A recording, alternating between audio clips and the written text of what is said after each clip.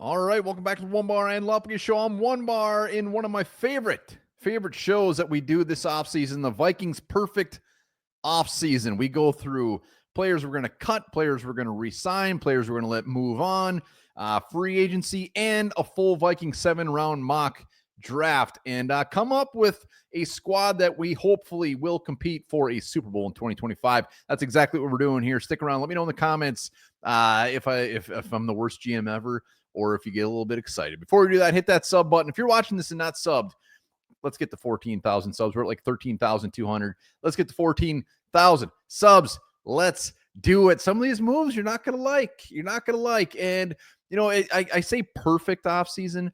It's more of a perfect, realistic offseason. We can't go too crazy, but let's go into guys that we're not bringing back, guys that we just have to say, you know what? Thank you for your time. We wish you well. Players we're cutting. Josh Oliver, post-June cut, $8 million. To me, no-brainer. I like Josh Oliver. I like the signing. I like what he brings to the team. Too damn expensive. Ideally, maybe they restructure him. Maybe they restructure him, which is a very good possibility. But at that price tag and that amount of savings, you have to move on. The Vikings have a ton of cap space. I get it, but I want more. I want a ton. I'm making some splashy free agent moves, which you will see. Ed Ingram, 3.3. It's a given. The dude got benched. We tried, man. Kwesi, you took a swing, you missed. Ed Ingram is a bust. Blake Brandel, this is the one I didn't have on the list. The version 1 I did, and I'm back and forth on this one. If I had to bet on it, I would say he's going to be back, but $2.5 million. Not only that, I mean, it's a little bit of savings, but I know he adds good depth all along the offensive line, which is great. But we've seen the show. It's time to gut it. It's time to gut the interior offensive line and move on and bring in some fresh bodies. We got Juergens, we got Ralter Rouse that they're talking about moving inside, and some players I'm going to sign as well. So Blake Brandel, cap casualty, Gonzo. CJ Ham, love him. Hope he comes back and is involved with the Vikings somehow, whether it's a coach, whether it's something. Minnesota boy, we love the hell out of him, but at $2.6 million for a fullback, not happening. He is no spring chicken either. If this was 1994, I'd be like, hell yeah, give this guy a 10-year extension. It's not. Time to cut ties with the fullback, CJ Ham. If we want a fullback on this team, you can find one very, very, very cheap. Asamoah Chandler, just kind of lump those guys in as one. $2.5 million savings. Not even really about the savings. We've seen Asamoah. Dude can't get on the field. Chandler doesn't bring much as a running back, doesn't bring much as a return man. Very stacked running back class. Spoiler alert, I did score a back, and it gets me very excited. So let's just call her good. Harrison Smith, I got him retiring. But one guy that's not on this list that I'll get a lot of crap for is Garrett Bradbury. And again, I'm trying to be realistic here. I think the Vikings actually really like Garrett Bradbury a lot, and I do think he will be back for one more year. But don't worry. I put some big beefy boys next to him that are going to help this interior offensive line. Let's go to guys, in-house free agents that the Vikings are going to bring back. And, warning, there's some big names not on this list, and a couple of them are in the secondary. You will see no Byron Murphy. You will see no Cam Bynum. And to me, right now, it comes down to the projected contracts. I love Byron Murphy. I would love him to be back. But at $22 million, I don't love him as much. I wish him well at $22 million. That's crazy talk. When he was in that 15, maybe 17, even at 17, I was like, 22 is too much. If that's what he gets, that's what he gets. Someone go pay for him. He had a great year. I wish he would be back, but at that price, gone. Cam Bynum, again, he's in that 15 million, 16 million. It's like, it's too damn much. It's too much. And I got some guys that are going to fill the holes. But at that price, can't have it. Aaron Jones, another guy that is not on the list. I know he loves the Vikings. Vikings love him. He wants to come back. All that. We're moving on from Aaron Jones. Again, mostly because of this draft class and guys that we can get, and hopefully bring a little something extra to the table. Don't get me wrong. If Aaron Jones is back, I would be just fine with it. But in this scenario, he's not. Guys, we are bringing back. None of these are sexy. Trent Sherfield, I love. Was a great player on special teams for us. Jihad Ward played like 45% of the defensive snaps. A guy they move all around. A guy that they love. I would be shocked if he's not back. Cam Akers. So Cam Akers is going to be my running back 2 as of now. And you're going to see who RB1 is. But Cam Akers, they love him. I love him. He's a great back. He's a great number 2, can catch the ball, can pass block, can do it all, and he's cheap. All these guys are cheap. Cam Akers, 1.5, 1.7 million. Theo Jackson, restricted free agent. It's more of a formality. He will be back, and he will be fighting for a starting safety spot. As of now, in this scenario, the safeties are Josh Metellus, Jay Ward, and Theo Jackson. Daniel Jones, the guy that kind of is all over the place right now as far as projected salary. I mean, they're saying he could get 13 million. A team like the Steelers come in and say, look, man, we want you to be our starting quarterback. We'll see what happens with him. I think when all is said and done, Daniel Jones is going to be like, you know what? I made a ton of money. Don't get me wrong. He wants to get paid, but this is just too much of a perfect scenario for Daniel Jones. He comes in and he is the backup. If he has to play, great. Not a ton of pressure. Look what we did with Sam Darnold. And he's in a spot where he can just kind of hang out for a year. Next year, go out there, try to get that paycheck. But he's only going to get better by hanging out here with the Vikings for a year, be a backup quarterback, still get a decent paycheck. And I'm fine if the Vikings wanted to throw 10, 11 million bucks at him. And I think he would actually take a pay cut to come here for that 1 year. He's going to get better. Sam Darnold looked damn good in this offense. If Daniel Jones has to get out there, he's going to look good. He's going to look better than he has, and he's going to make some money. If not, even better. J.J. McCarthy's our guy, and he is our guy, and Daniel Jones just gets to be a backup for a year. So those are the in-house free agent signings. We're going to have more than just these, but these are kind of the bigger names, like the Jerry Tillery and the Bullards I don't have on there. I could easily see these guys coming back, but these are the ones I think that will come back. So let's go to the sexy part. Free agents, brand new free agents that we're bringing in. Before we do that, remember, if you have not yet, hit that sub button. Let's get to 14,000 subs. And for free agents, here's what I'll say. We can't have them all. In the first round, I had the Trey Smith. I had Milton Williams. A lot of money thrown at those guys. I focused on offensive line here, and I needed 2 brand new guards. And Will Fries, a guy who was having the best season of his career last year and being one of the top guards in the NFL before he broke that tibia. Come on down, baby. He's projected to get $14.3 million. Hefty price tag, but worth it. This guy's still only 26 years old. He could be a guard for your next 4 or 5 years and be a damn good one at that. So I'm not worried about the injury at all. I think he comes in and just starts and plays like where he left off last year as one of the best in the league. So I have them going Fries and Becton. Becton, I know, is a little bit of wild card. He played on that Eagles offensive line. They moved him inside, and he played his ass off. A lot of people are like, well, that offensive line was stacked. It was, but Becton still played damn good. So what I'm doing here is I am squashing 2 guards for the next 4 years. We have our starting guards for the next 4 years. And at this price tag, the 9 and the 14, that's damn near what Trey Smith is going to get. Don't get me wrong. I love me some Trey Smith, but I would rather have these 2 guards starting for the next 4 years, and we're just locked and loaded. Don't forget, there's Brian O'Neill on the outside, pretty damn good. And you know what? These guys could even make Garrett Bradbury look good. So those are the guards. That's why the Blake Brandel was a little bit expendable. The Ed Ingram is just a gimme, but you still have guys in the backup right. You got Juergens, you got Walter Rouse, you got Henry Bird, who they like. So you still got some guys there, but these are the big boys. Next up, DJ Reed comes in at the 14 million. These are all projections based off of PFF, by the way. I'm not pulling these completely out of my butt. DJ Reed at 14. He's anywhere from like 11 to 14. I take him over Byron Murphy at 22 all day, every day. He's 28 years old. The guy's still an absolute ball hawk. This guy is an absolute machine. You can throw him outside, and he is your starter for the next 3 years. Sign him to a 3-year contract. At 14 might be even a little high.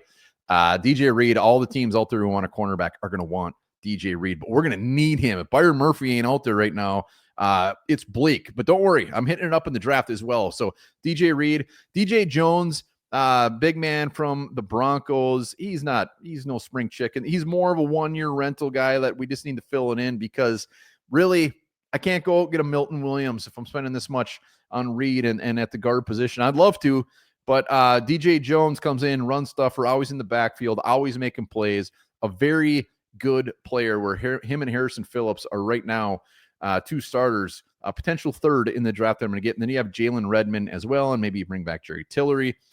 Defensive line wasn't as big of an issue as people think. We need some guys up front. Don't get me wrong. I would love a Milton Williams or a guy in round 1. But DJ Jones coming in great. Justin Simmons, Simmons is more of the, again, 1-2 year rental at most. Simmons is 30, 31. I think he's 30.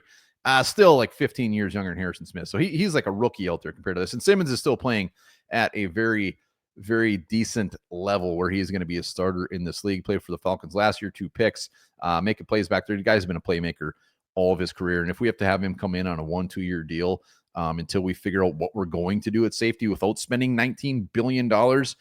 Hell yeah. I'm taking Justin Simmons. So right here, these are five starters for the Vikings right out of the gate in free agents. And these don't count. These aren't the only free agent signings. These don't count the smaller type signings. Like maybe you throw in a Nate Hobbs, another cornerback, a backup guard, whatever, another defensive lineman. These are just kind of the big boys that we're talking about. So not bad. I love it. Squashing the guard position. Love everything about it. So we got to go into the draft. So as of now, the roster right now, we need a running back 1. We need another defensive lineman. We need some cornerback help. We need some depth at possibly the interior offensive line, a receiver. Let's get to it. Spoiler alert, I traded the hell. I was wheeling and dealing.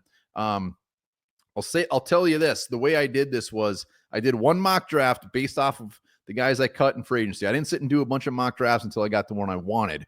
I did one, and defensive line was absolutely pick clean. Everybody was gone. Everybody was gone at pick 24, which made me say, you know what? I'm going to trade back and try to get a defensive lineman later. And that's exactly what I did. So you're going to see a lot more picks because I did some trades. And here's what we got. Round 2, I traded back into round 2, ended up getting Benjamin Morrison out of Notre Dame, a guy that's all over the place when it comes to draft projections. He's a number 1, or not number 1. He's like the number 2, 3 corner in a lot of draft boards, and you'll see him in like 5 or 6 on other ones. I love Morrison. Fast. You throw him on the outside. Him and DJ Reed are my starting corners day one, with Mekhi Blackman out there as well, Josh Metellus, and we got Nudie McLaughlin, and you're going to see another cornerback in the mix as well. But Benjamin Morrison, DJ Reed, and Mekhi Blackman, not bad. Morrison, I think, is going to be he's going to be an all-out stud, and I think he's going to be a stud early. I would love him in round 2. His injury issue, I'm not worried about the hip. So let's go to round 3. Henderson out of Ohio State. This just shows how thick this draft class is to still be able to get him in round 3. I think it was Daniel Jeremiah projected us to take him at 24 in round 1. I think it was Jeremiah. That's a little early for me, but getting him in round 3, he's your day 1 starter. He's an absolute playmaking machine. The guy can get the tough yards, and he's an absolute home run as well. He's been compared to Reggie Bush. He's been compared to Aaron Jones. He is your guy. Him and Cam Akers would be one hell of a duo, and I think this dude's a star as a rookie wherever he goes. He is going to be an absolute star. We've got to see him at Ohio State for years now, and he's just ripped it up. So Henderson, I'm just tickled pink in round 3. 2 picks, 2 starters. Let's go to the other round 3 pick I ended up getting in Walker out of Kentucky. Maybe a starter, 346.7. We love him. We've talked about him quite a bit. Those are some big boys. If our starters were Walker, Reed, and Harrison Phillips, those are some beefy dudes. There's going to be some tough sledding as far as running backs trying to get any yards on here. I think Walker really, as a rookie, he needs to refine his technique. He needs to work on that. And I think he's more of a situational guy. And I love him to be a starter. But I think really in this scenario, it would be Jalen Redmond, Harrison Phillips, and Reed as your big boys up front. And Walker is just a guy that maybe ends up being a starter as a rookie, but he's a guy that will be a big piece of this defense moving forward. So Walker, he's always around in that round 2, round 3 range where he gets sniped. And if somebody can take him and mold him into the guy he can be, he's going to be a freak. 340, 6'7". Round 4, we go Williams, the cornerback out of Cal. We had Craig Woodson, the safety out of Cal, come on and was talking about how much he loved Noel Williams. Williams, physical.